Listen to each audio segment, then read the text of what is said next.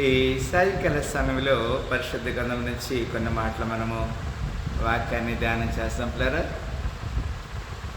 కీర్తన గ్రంథము 66 అధ్యాయము 19 నిశ్చయముగా దేవుడు నా మనవి అంగీకరించి ఉన్నాడు, ఆయన నా విజ్ఞాపన ఆలకించి ఉన్నాడు.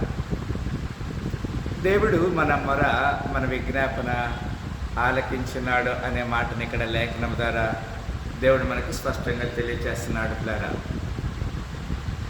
66వ కీర్తన 18వ వచనంలో, నా హృదయంలో నేను పాపమును లక్ష్యం చేసినట్లా ప్రభు నా మనవి వినకపోవునంట.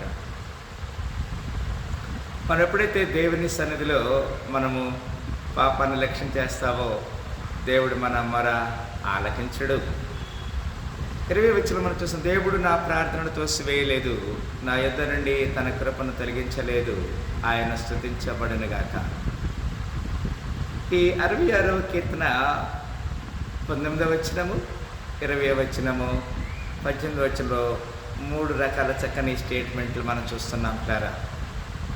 నేను పాపాన్ని లక్ష్యం చేస్తే దేవుడు నా మొర ఆలకించడు. 18వ వచనము, దేవుడు నిశ్చయముగా నా ప్రార్థన ఆలకిస్తాడు, అది మన విశ్వాసము. నా ప్రార్థన తోసివేయలేదు, అది 20వ వచనంలో. దీనికి రిలేటెడ్గా కొన్ని మాటలు మనం చూసినట్లయితే 1వ రాజులు 9:3 విధంగా, అతనితో ఇలాగూ సెలవిచ్చాను, నా సమ్ముఖమందు నీవు చేసిన ప్రార్థన విన్నపమును నేను అంగీకరించి తిని, నా నామమున అక్కడ సదాకాలం ఉంచుటకు నీవు కట్టిన ఈ మందిరమును పరిశుద్ధపరిచి ఉన్నాను, నా దృష్టియు నా మనసు ఎల్లప్పుడూ అక్కడ ఉండును అంటాడు. దేవుని సన్నిధిలో దేవునికి మన యథార్థమైనటువంటి రెస్పాన్సిబిలిటీగా ఉండాలనేది ఇక్కడ దేవుని లేఖనంలో మనకి తెలియజేస్తుంది. కీర్తన 17:6 విధంగా రాయబడినది, నేను నీకు మొర్రపెట్టుకుని ఉన్నాను దేవా, నీవు నాకు ఉత్తరమిచ్చిదవు, నాకు చెవి ఎక్కి నా మాట ఆలకింపము. ఇది కీర్తనలు 17:6 వచనంలో విధంగా రాయబడింది. కీర్తనలు 17:1 వచనంలో కూడా ఈ విధంగా రాయబడింది సార్, యెహోవా న్యాయమును ఆలకించుము, నా మొర అంగీకరించుము, నా ప్రార్థనకు చెవి ఎగ్గుమంటాడు. అది కపటమనే పెదవి నుండి వచ్చినది కాదు అంటాడు కదండి. మనము దేవునికి ప్రార్థన చేసినప్పుడు దేవుడు మన మొర ఆలకిస్తాడు. 2వ రాజులు 25 విధంగా రాయబడింది, నీవు తిరిగి నా ప్రజలకు అధిపతి అని హిజ్కియా వద్దకు పోయి అతనితో ఇట్లనము, నీ పితరుడైన దావీదునకు దేవుడుకు యెహోవా నీకు సెలవిచ్చినదేమనగా, నీవు కన్నీళ్లు విచ్చుట చూచితిని, నీ ప్రార్థన అంగీకరించి ఉన్నాను, నేను నిన్ను బాగు చేసేదను, 3వ దినమున నీవు యెహోవా మందిరానికి ఎక్కిపోయేదు అంటాడు. దేవుడు మన ప్రార్థన ఆలకిస్తాడు అనే మాటని ఇక్కడ లేఖనం ద్వారా హెచ్చరిక చేస్తున్నాడు. 1వ తెస్సలోని 4:10, ఎబ్బేజు ఇశ్రాయేలు దేవుని గురించి మొరపెట్టి, నీవు నన్ను నిశ్చయముగా కదండి ఆశీర్వదించి నా సరిహద్దు విశాలపరిచి నీ చేయి నాకు తోడుగా ఉండా, దయచేసి నాకు ఏ కీడు రాకుండా దానిని నన్ను తప్పించుము అని ప్రార్థింపగా దేవుడు అతని మనవి చేసిన దాన్ని అతనికి దయచేసాను అన్నాడు. అంత మాత్రమే కాదు, 2వ తెస్సలోని దినవృత్తాంతాల గ్రంథము 7:12 వచ్చిన విధంగా రాయబడింది. అప్పుడు యెహోవా రాత్రి అందు సొలొమోనుకు ప్రత్యక్షమై ఇలాగ సెలవిచ్చాను, నేను నీ విన్నపము అంగీకరించి ఈ స్థలమున నాకు బలులు అర్పించు మందిరముగా కోరుకుంటుని అంటాడు. దేవునికి మనము విజ్ఞాపన చేయటానికి దేవుడు కోరుకున్నాడనే మాట ఇక్కడ మనము చూడగలుగుతున్నాం కదా. అంత మాత్రమే కాదు, యోబు గ్రంథము 16:17 వచ్చిన, ఏడ్పు చేత నా ముఖము ఎర్రబడనీయదు, నా కన్నురెప్పల మీద మరణాంధకారము నిలుచున్నది అంటాడు. కన్నీళ్లు చూస్తున్నాడు దేవుడు, మన ప్రార్థన ఆలకిస్తున్నాడు. యోబు 16:18, భూమి నా రక్తము కప్పివేయకము, నా మొరకు విరామం కలుగుండునుగాక అంట. దేవుని సన్నిధిలో మనం చేసే ప్రతి విజ్ఞాపన దేవుని దగ్గరికి చేరి మనకి జవాబు దయచేస్తాడు. కీర్తనలు 28:6, యెహోవా నా విజ్ఞాపన ఆలకించున్నాడు, ఆయనకు స్తోత్రం కలుగునుగాక. 61:5, దేవా, నీవు నా మొక్కుబడులను అంగీకరించి ఉన్నావు.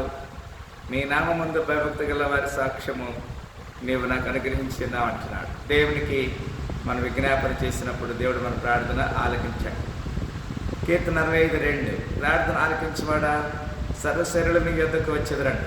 దేవుని సన్నిధికి వచ్చేటువంటి వారిగా ఉండాలని దేవుడు కోరుకుంటున్నాడు. సామెతలు 14, సామెతలు 15:9 భక్తిహీనులను యెహోవా దూరస్తుడు, నీతిమంతుల ప్రార్థన ఆయన అంగీకరించినంట. యెషయా 58:9 అప్పుడు నీవు పిలువగా యెహోవా ఉత్తరమిచ్చును, నీవు మొరపెట్టగా ఆయన నేనున్నానని అనను.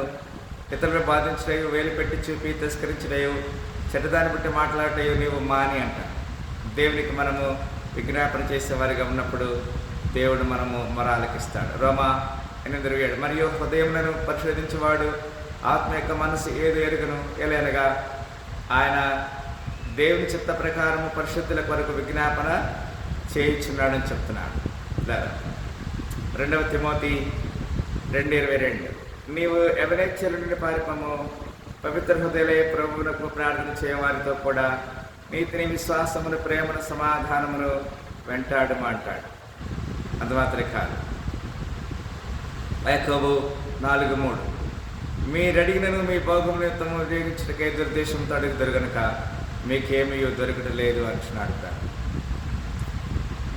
యోహాను 3:2 మరియు మనం ఆయన ఆజ్ఞను గైకొనొచ్చు, ఆయన దృష్టికి ఇష్టమైనవి చేయించున్నాం గనక మనమేమి అడిగినను అది ఆయన మరణ మనకి దొరికిన అంటాడు. లేదా మరి మొట్టమొదటి వాక్యంలో మనం చూసాం, కీర్తనలు 66వ అధ్యాయము, కొంత నిశ్చయముగా దేవుడు నా మనవి అంగీకరించి ఉన్నాడు. దేవుడు మన ప్రార్థన ఆలకించడానికి ఆయన సిద్ధంగా ఉన్నాడు. మనుషుల యొక్క ఆలోచనతో కాదు, కానీ దేవుని చిత్తాన్ని మన జీవితం నెరవేర్చబడటానికి దేవుని కొరకు మన సాక్షులుగా జీవిస్తాం. సాయంకాల సమయంలో పరిచయం ఇచ్చిన ప్రతి వారిని రెండున్నరలుగా దీవించాలని కోరుకుంటూ మనం మనసారి చేయబడదాం. దేవుడు మనకు ఆత్మీయ జీవితంలో ప్రార్థన విజ్ఞాపనలు కలిగి దేవుని సాక్షులుగా ఉందాం. అలాంటి కొరకు దేవుడు రెండున్నరలుగా దీవించి ఆస్వాదించిన గాక ప్రార్థన చేస్తాం. స్తోత్రములు ప్రేమ గల తండ్రి, వ్యాపారమైన ఉచిత కృపను బట్టి వందనాలు స్తోత్రం తెలియజేస్తున్నాం. మీ సాక్షిగా మీ పాత్ర విజయించుకుని దాచి సాయంకాల సమయంలో మా పక్షంగా మీరు చేసిన ప్రతి మేలు బట్టి నా తెలియజేస్తాం. ఈ పునరుద్ధారవంతుని సహాయించమని యేసుక్రీస్తు పరిశుద్ధ నామములో మేము నీ సన్నిధిలో ప్రార్థన చేసి జవాబు పొందుకునే వారికి సహాయించమని ప్రార్థన చేసి అడిగి పెట్టుకుంటున్నాం తండ్రి. మరొకసారి ఈ పునరుద్ధాన శుభములు ఈ 2025 జూన్ మాసము మొట్టమొదటి రోజు ఆదివారం పరిశుద్ధ పునరుద్ధాన దినమున పలు రోజులు పలువురు ప్రతి బిడ్డని దేవుడు దీవించి ఆశ్రయించిన గాక. ఆమేన్. హల్లెలూయా.